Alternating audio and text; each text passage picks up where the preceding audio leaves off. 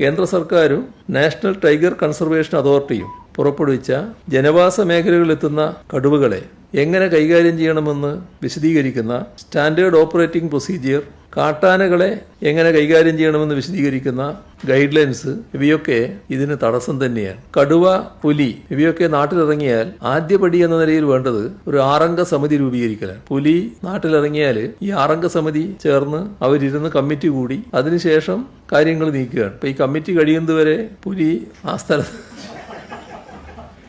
നമ്മുടെ നിയമത്തിന്റെ ഒരു അവസ്ഥയാണ് ഞാൻ പറയുന്നത്. പുലി അവിടെ തന്നെ നിൽക്കുമെന്ന് കാണാൻ പറ്റില്ല.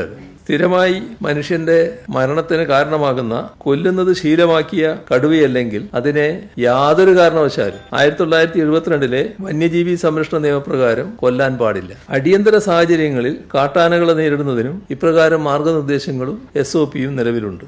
ആനയെ തിരിച്ചറിയുന്നതിനുള്ള നടപടികൾ, അതിന്റെ ചലനം നിരീക്ഷിക്കൽ, ക്യാമറകൾ സ്ഥാപിക്കൽ, ഇത്തരം കാര്യങ്ങൾ അതിൽ ചിലതാണ്. ഇതിനായി DFO അല്ലെങ്കിൽ വൈൽഡ് ലൈഫ് വാർഡന്റെ റിപ്പോർട്ട്, അത് ശുപാർശ ചെയ്തുകൊണ്ട് CCFന്റെ റിപ്പോർട്ട്, ഇവ ലഭിച്ചാൽ മാത്രമേ മയക്കുവെടിവെച്ച് പിടിക്കാൻ ചീഫ് വൈൽഡ് വാർഡന് അനുമതി നൽകാൻ സാധിക്കുകയുള്ളൂ. ഇത്തരം നടപടിക്രമങ്ങൾ പാലിക്കേണ്ടി വരുന്നതുകൊണ്ടാണ് മയക്കുവെടി വെക്കാനുള്ള ഉത്തരവ് പുറപ്പെടുവിക്കാൻ പോലും കാലതാമസം നേരിടുന്നത്. ഇത് പൊതുജനങ്ങളുടെ പരാതിക്ക് വലിയ തോതിൽ കാരണമാവുകയും ചെയ്യുന്നുണ്ട്. കേന്ദ്ര നിയമത്തിന്റെ പട്ടിക 2 പറഞ്ഞ കാട്ടുപന്നിയെപ്പോലും ക്ഷുദ്രജീവിയായി പ്രഖ്യാപിച്ച് അവയെ ഏതു വിധേനയും കൊല്ലുന്നതിന് നിരവധി തവണ സംസ്ഥാനം അനുമതി തേടിയതാണ്. പക്ഷേ കേന്ദ്ര സർക്കാർ ആവർത്തിച്ച് അനുമതി നിഷേധിക്കുകയാണ്. ഇത്തരം സാഹചര്യങ്ങൾ നിലവിലുള്ളതുകൊണ്ടാണ് കേന്ദ്ര വന്യജീവി സംരക്ഷണ നിയമം ഭേദഗതി ചെയ്യണമെന്നും അതിന് കീഴിൽ കേന്ദ്ര സർക്കാർ പുറപ്പെടുവിച്ച എല്ലാ കർശന നിയന്ത്രണങ്ങളും നടപടിക്രമങ്ങളും ലഘൂകരിക്കണമെന്നും കേരള നിയമസഭ പ്രമേയം വഴി കേന്ദ്ര സർക്കാരിനോട് നേരത്തെ അഭ്യർത്ഥിച്ചത്.